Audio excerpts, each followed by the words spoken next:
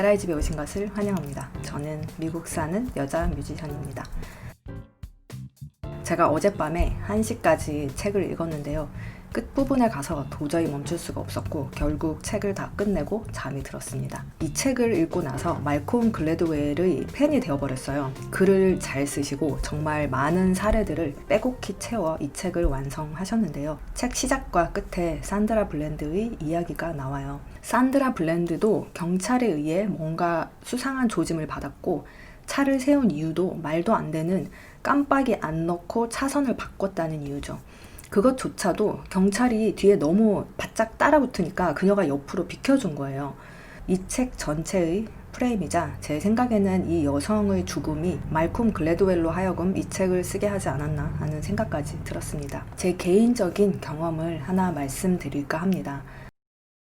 제가 하루는 기글 끝내고 거의 미드나잇이었어요. 친구의 차를 타고 집으로 가는 프리웨이에서 경찰이 저희 차를 세웠죠. 그러면서 하는 말이 응급차가 지나가는데 속도를 줄이지도 않았고 옆으로 비켜서지도 않았다. 당시 저희 차가 프리웨이 제일 중간 라인에 있었기 때문에 옆으로 비키려면 한 번에 3차선, 4차선을 헤집고 가야만 했거든요. 드라이버는 저희 동기, 흑인 남자아이였고요. 차는 오래된, 밖에서 보면 칠이 다 벗겨지고 썬팅을 아주 까맣게 해서 안을 들여다볼 수 없는 모습이었습니다. 경찰이 차량 조회, 아이디 조회한 뒤에 경고만 하고 얘를 보내주었는데요. 그동안 거의 20분도 더 걸린 것 같아요. 저희 팀들은 차 안에서 경찰이 저를 보내줄 때까지 기다려야 했습니다. 말콤 글래드웰의 책의 끝부분을 읽다가 저도 모르게 그래서 라는 탄식의 소리가 나왔어요. 경찰들이 집을 조사할 순 없지만 프리웨이에서라면 정말 그 어떤 익스큐즈를 대면서 아무 차량이나 세워서 불시 검문 겸 티켓을 끊을 수 있다는 미국 경찰 매뉴얼이 있었던 거예요.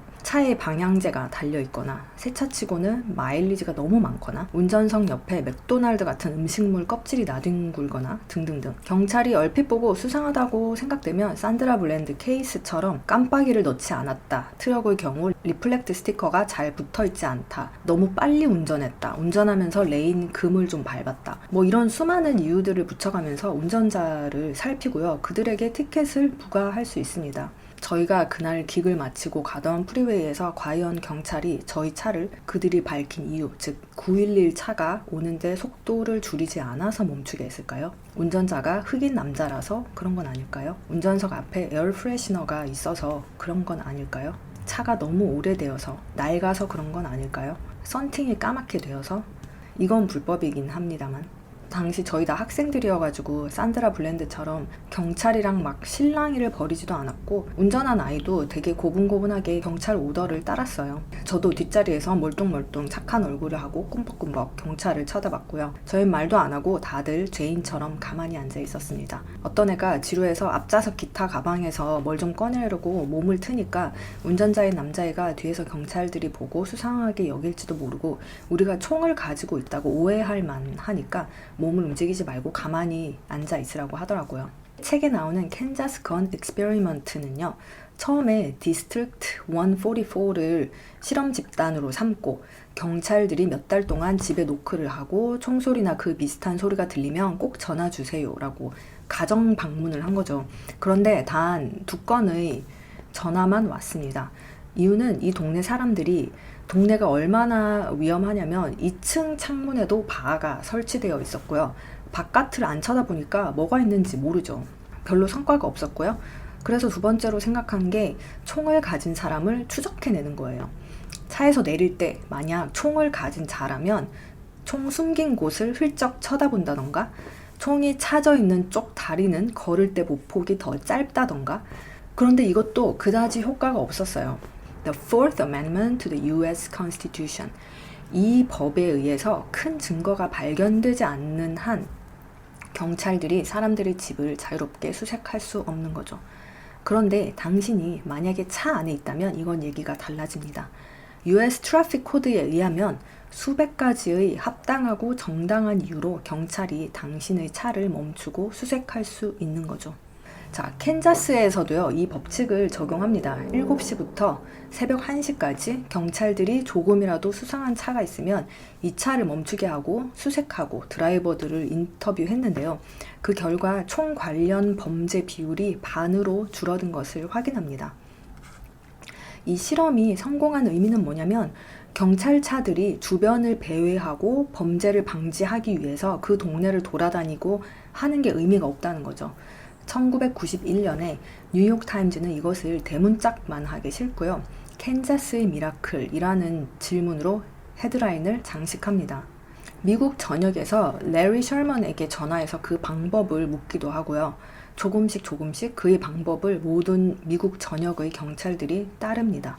예를 들면 노스캐롤라이나에서는요. 고속도로에서 잡힌 건수가 40만에서 80만, 2배로 오르고요. 마약 밀거래, 불법 이민자들을 속출해내기 위해서 경찰들이 이 수법을 씁니다.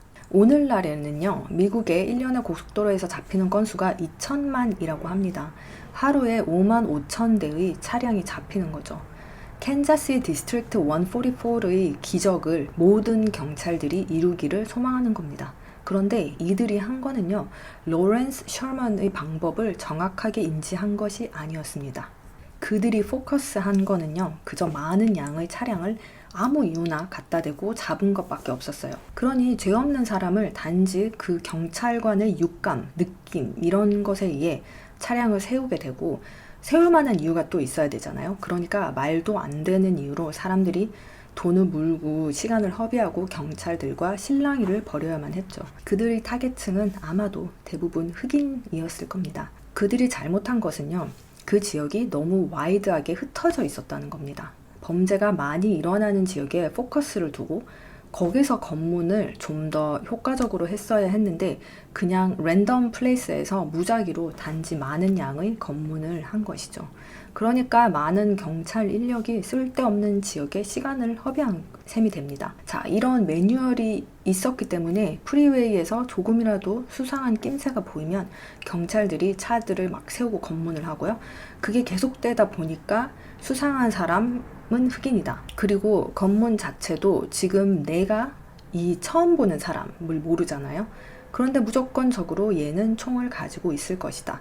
얘는 마약을 운반할 것이다. 라는 가정을 일단 설정을 한 상태에서 경찰이 사람들을 대하는 거죠. 만약에 내가 그날 기분이 좀 안 좋아서 좀 떽떽거리면 경찰은 내 상황과 나의 특수성, 나의 정체성 이런 것과는 상관없이 오직 자기만의 기준에 의해서 저를 판단하게 되겠죠.